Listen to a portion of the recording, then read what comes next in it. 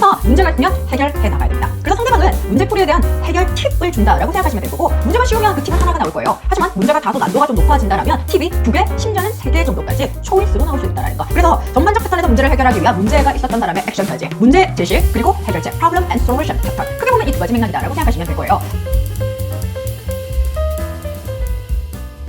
안녕하세요, 안나입니다. 오늘 영상에서는 신유형 토플 리스닝 섹션 문제 유형 2 conversation에 대해서 함께 논의해볼까 합니다.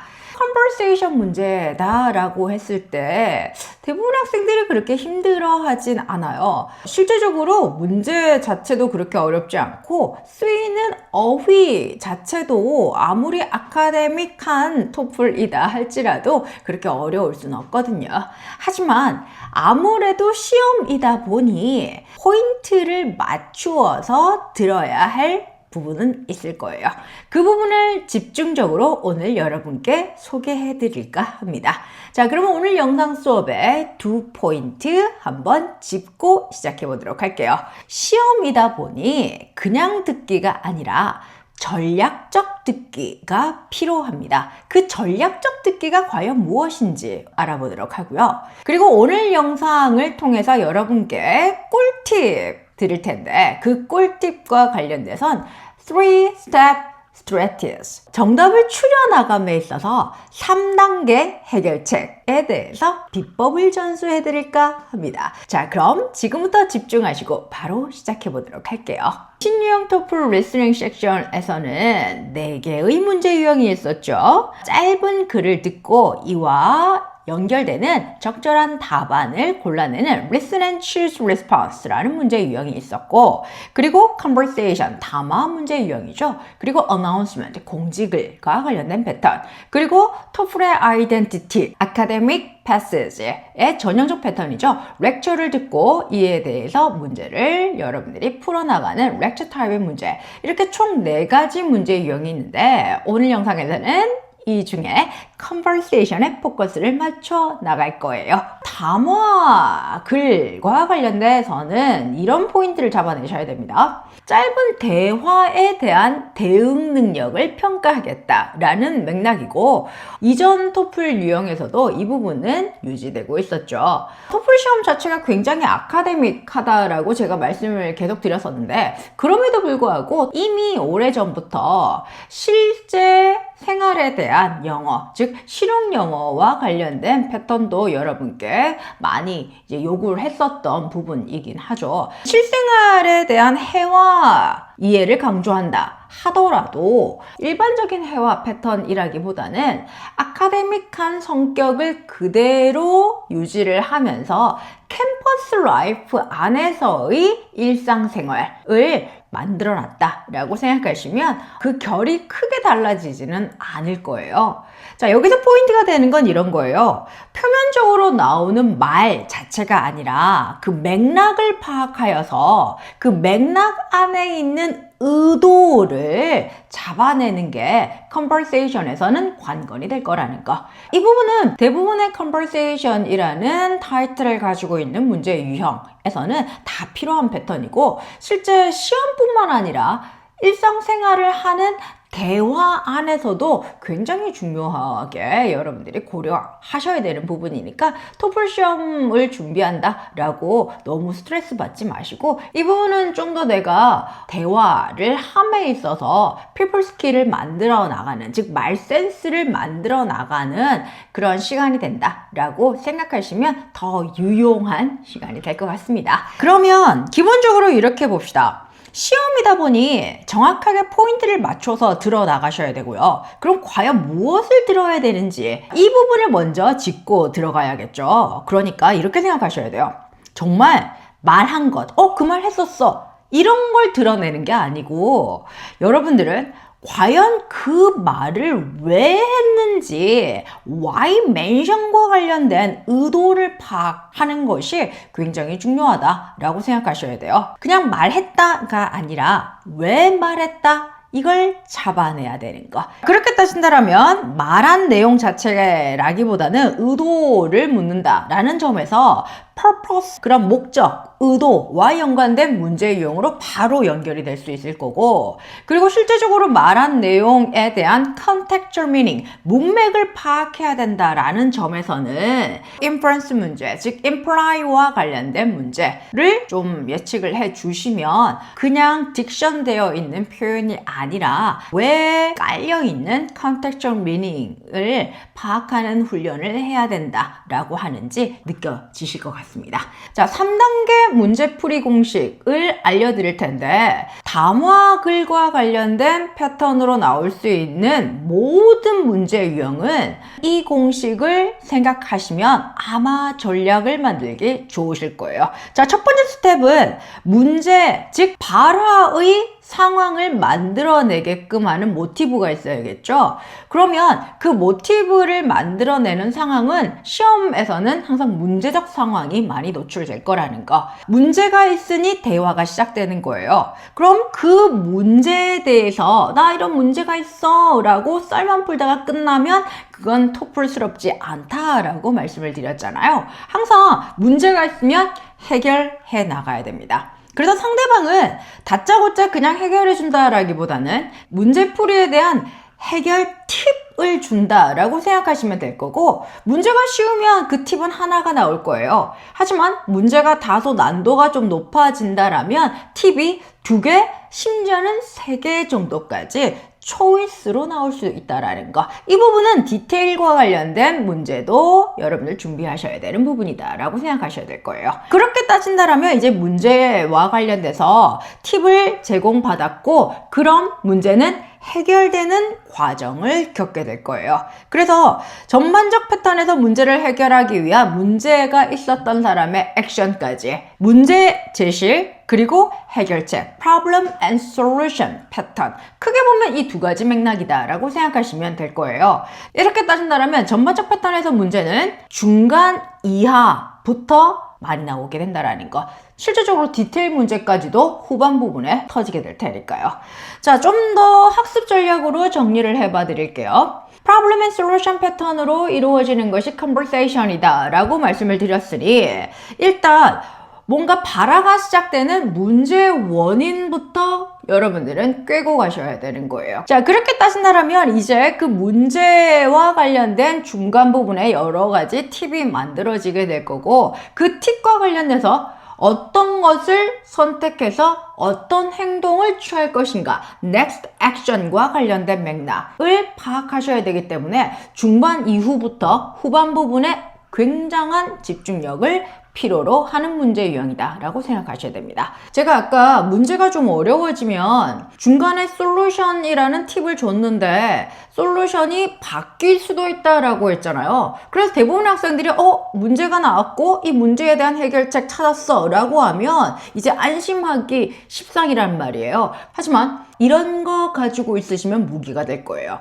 전환어에 집중한다라는 거. 만약에 던진 솔루션을 내가 취득하지 않겠다라고 하면 반드시 전환되는 포인트가 만들어질 거고, 그 전환되는 포인트에서 일반적으로 대조와 관련된 시그널, 이 부분은 어떤 문제 유형이든 상관없이, 그리고 어떤 섹션이든 상관없이 여러분들은 유념하셔야 되는 보물단지가 될 거라는 거. 그러니까 흐름이 바뀌는 지점, 대조와 관련된 시그널에서 좀 더 예민해지시면 아마 함정에 빠지는 일 따위는 없을 거라는 거. 그리고 실제적으로 컨버세이션 문제의 핵심적인 맥락은 이런 거다라고 생각하시면 돼요. 함축적인 의미. 표면적으로 나왔던 말 자체보다는 contextual meaning, 즉 문맥 안의 의미. 이걸 행간의 의미다라고 말하기도 하죠. 즉 숨어있는 의도를 파악하지 못한다라면 쉬운 문제다 할지라도 정답률이 높진 않을 거라는 거. 이 부분 유념해서 훈련하셔야 됩니다. 그리고 타임 마커이라고 해서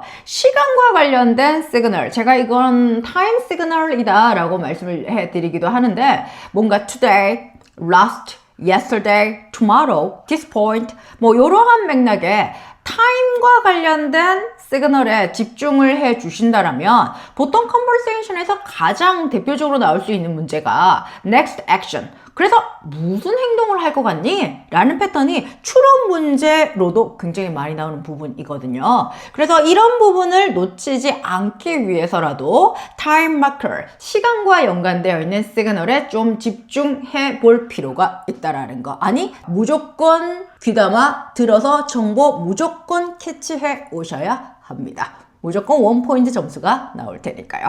그렇게 따진다면 이제 스텝 바이 스텝으로 연습을 만들어 보도록 할게요. 자, 말을 많이 해도 과하지 않아요 할 정도로 의도 파악이 굉장히 중요하게 될 거고요. 이때 문제적 상황이 만들어지게 될 거고 그 문제적 상황에 대한 의도 그리고 해결책 이 패턴에 포커스를 맞춰주시면 컨버세이션은 이미 해결 다 된 거예요. 그런 의미에서라도 여러분들은 problem, solution, 그리고 action 이 패턴에 귀 기울여서 노트 테이킹을 잘 정리해 나가신다면 쓸데없는 디테일 너무 많이 들을 필요도 없이 컨버세이션에서는 좋은 점수 가져가실 수 있습니다. 그러면 이렇게 전반적인 흐름을 파악한다라면 일단 이렇게 생각하셔야 돼요. 대화를 할 때 그게 실제적으로 대화를 함에 있어서도 그렇고 시험 문제를 풀 때도 그렇고 100% 상대방이 제공하고 있는 정보를 다 듣고 이해한 다음에 내가 액션을 만든다? 문제를 푼다? 그건 거의 불가능이다 라고 보실 수 있는 거예요. 대화를 할 때도 그렇고 문제를 풀 때도 그렇고 여러분들은 어떤 포인트를 내가 잡아서 이해를 해야 되는지 그것만 캐치하시면 된다라는 거고 그걸 위해서 제가 항상 시그널 중심으로 듣고 보고 찾으세요 라고 하고 있잖아요. 그런 패턴들 전반적으로 컨버세이션이 3개의 파트로 이루어집니다 라고 말씀을 드렸잖아요. 인트로 파트에서 뭐가 나온다? 문제가 나온다. 그럼 문제적 상황이 만들어질 때 대표적으로 만들어질 수 있는 게 물론 I have some problems 이렇게 시작할 수도 있는데 그렇게 너무 직접적인 말보다는 I forgot 깜빡했어 I have to 또는 I was supposed to 나 뭐 했었어야 되는데 또는 뭐 하기로 되어 있었었는데 이런 패턴으로 시작을 많이 한단 말이에요. 아차차 이런 느낌. 그렇기 때문에 특히나 초반에서는 대부분의 학생들이 집중을 하고 있기 때문에 초반 문제 확인에서 흔들리진 않더라고요.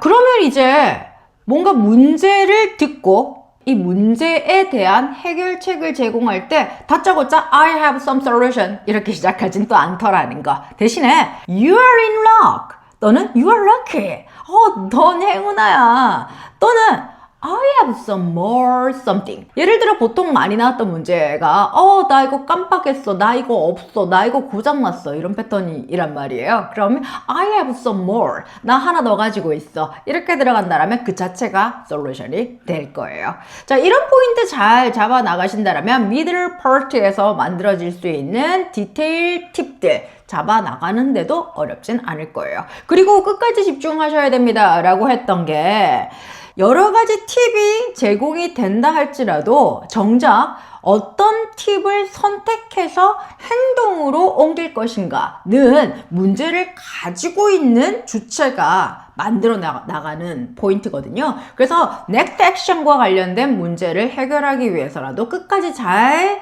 경청하셔야 되는 거예요. 즉, 맨 마지막에 그럼 나는 이 솔루션을 나의 방법으로 선택을 할게 라는 느낌이 만들어지기 때문에 I will 이라는 미래와 관련된 표현 또는 I am going to 또는 I gonna 라는 패턴으로 기본적으로 나 이거 할 거야 라는 그런 의지 또는 미래와 관련된 표현들을 집중해 주신다면 next action 고르는 것도 그렇게 어렵진 않을 거예요.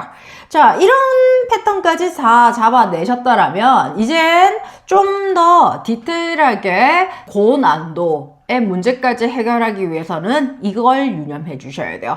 토플 스타일 자체가 직접적으로 말을 잘 하네요. 아까도 제가 그랬죠. I have some problem. 또는 I have some solution. 이렇게 직접적으로 딕션을 주기보다는 살짝 말을 깐단 말이에요. 어떤 식으로 이야기가 나오냐면 I am thirsty.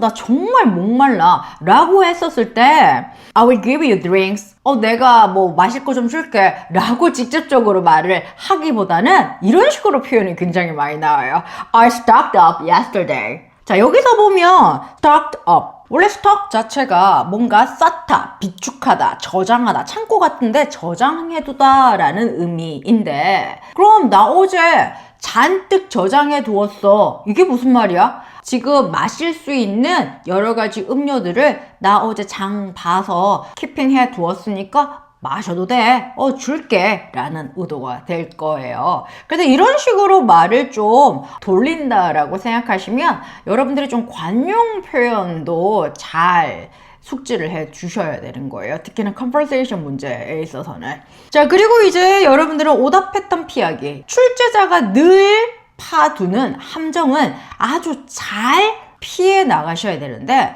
이 오답 패턴을 피하는 방법으로 처음 나오는 정보에 너무 현혹되어선 안 돼요. 대부분의 경우 정답의 키를 가지고 있는 부분은 second half, 후반 부분에서 많이 터지게 되거든요. 그래서 초반 부분에 나오는 정보나 또는 실제로 하지 않은 행동, 리스닝이라는 게 찰나의 순간에 지나가는 정보이기 때문에 순식간에 여러분들이 깜빡 놓칠 수도 있다는 거예요. 그래서 보기에 충분히 그럴 것 같아 라는 어찌 보면 편견, 어떤 선입관에 치우칠 수 있는 보기가 꼭 들어가 있다라는 거죠. 그런 경우에 정확하게 정보를 내가 다 캐치하지 못한 경우에 학생들이 섣불리 정답 같아 라고 느낄 수도 있다라는 거예요. 그래서 이런 부분은 정말 조심해 주셔야 되는 거예요. 함정에 빠지면 곤란하다라는 거. 그럼 선생님, 제가 직접적으로 듣지 못해서 이게 함정인지 없는 내용인지 또는 나온 내용인지 내가 잘 모르겠는데요 하는 경우엔 이 부분을 그나마 좀 느낌을 살릴 수 있는 방법으로 단어가 너무 비슷하게 나온 것 같아. 또는 전반적으로 반복되는 단어가 똑같이 나왔어 라고 하는 경우엔 의심해 볼 필요가 있습니다. 왜? 토플의 아이덴티티에서 직접적으로 워딩하는 거, 직접적으로 딕션 주는 거 잘 안 한다라고 했잖아요. 그런 의미에서 토플은 패러프라이징을 굉장히 좋아해요. 같은 내용을 다르게 표현하는 것을 굉장히 좋아하더라는 거. 만약에 어떤 어려운 하나의 단어가 있었다라면 그 단어를 좀 더 쉽게 풀어내는 방법으로도 패러프라이징이 많이 나오고 또는 아주 길고 장황하게 표현이 되었던 부분을 아주 압축성 있게 단어 몇 개로 집약적으로 표현하는 패러프라이징. 이 두 가지가 가장 많이 쓰이는 패러프라이징 패턴이다 라고 생각하시면 될 것 같습니다. 자, 그러면 이제 포인트 딱 잡아 드릴게요. 절대 이건 놓치지 맙시다. 저를 포함한 대부분의 사람들이 첫 집중력은 대부분 좋아요. 그런데 뭔가 진행이 되면 집중력은 흐트러지기 마련이거든요. 이 conversation이라는 게 그렇게 긴 시간은 아니라는 거예요. 그렇지만 그 conversation이라는 시간 동안 맨 마지막 10초는 정말 슈퍼 포커스, 울트라 집중 한번 해 보시라는 거예요. 대부분의 정답이 next step과 관련된 패턴은 무조건 후반에 정답이 터지거든요. 그러니까 conversation이 터지는 그 1분도 안 되는 시간 동안 좀 더 집중을 해 주시고 그리고 마지막 10초를 위해서 내가 정신줄을 지킨다 라고 생각하시면 은근 또 의도하면 되더라고요. 집중력이라는 게. 자, 그리고 실제 이제 imply나 infer 문제. 이 부분은 이제 conversation에서 가장 난도가 있는 문제가 될 거고, 여기서 이제 아마 점수 편차도 만들어지는 거잖아요. 이걸 위해서라도 직접적인 답변. 이것도 이미 제가 설명을 해드렸잖아요. 말 자체보다는 왜 그것을 말하는지, why mention과 관련된 의도 파악하는 거. 그 파악을 위한 듣기 연습이 굉장히 중요한 게 이 conversation 패턴이다라는 거. 자, 그러면 이제 conversation에서 정말 중요한 게 관용 표현이거든요. 관용 표현이라는 건 이렇게 생각하시면 돼요. 직역을 하면 뭔가 좀 뜬금없는 것 같아. 또는 이 표현을 아는 자와 모르는 자는 OX로 갈릴 수밖에 없다라는 그 점수 편차의 포인트를 쥐고 있는 표현이다 라고 생각한다면 이런 게 학습 포인트가 되는 거예요. 자, 그러면 일단 토플 리스닝에서 관용 출제 패턴은요, 어떤 관용 표현이다 라고 해서 요즘 굉장히 많이 나오는 어떤 약어들이나 또는 젊은 Z세대들이 만들어낸 신조어들이라든지 이런 것도 간혹 출제될 수는 있어요. 하지만 너무 많이 출제되는 부분은 아니기 때문에 여러분들이 강박적으로 이런 표현들을 수집할 필요는 없고, 어쨌든 토플의 아이덴티티 자체가 아카데믹이라고 말씀을 드렸잖아요. 그러니까 관용 표현이다 라고 하더라도 일반적으로 어느 정도 좀 포멀한 맥락 안에서 만들어지는 표현이고, 그러한 어떤 여러 가지 단어의 쓰임이다 라고 생각하시면 그렇게 공부 흐름의 결이 달라지는 건 아니랍니다. 그러면 일단 몇 개 한번 찾아보도록 할게요. interesting 이라는 단어 있죠? 여러분들 interesting 이라는 단어가 얼마나 좋은 단어예요. 흥미롭다 라는 단어니까. 그런데 여기서 conversation에서는 관용 표현으로 직접적으로 넘어가기 전에 이 패턴의 단어가 상황에 따라서 좋을 수도 나쁠 수도 있다라는 걸 유념해 주셔야 되는 거예요. 그게 리딩과 전적으로 다른 리스닝만의 특징이 되는 거죠. 예를 들어 That's so interesting 이라고 발음하는지 That's so interesting but 이렇게 발음하는지에 따라서 느낌이 확 달라지잖아요. 즉 톤 오브 보이스에 따라서 발화자가 의도했던 what does the woman imply? 에 대한 답은 완전 달라질 수 있다는 거죠. 리스닝에서 만들어질 수 있는 가장 포인트가 되는 특징이다 라고 하면 같은 말이라도 톤 오브 보이스에 따라선 완전 답이 뒤바뀔 수 있다는 거. 이런 부분도 일종의 관용적 표현과 더불어서 여러분들이 유념해 주셔야 될 학습 포인트가 되는 거죠.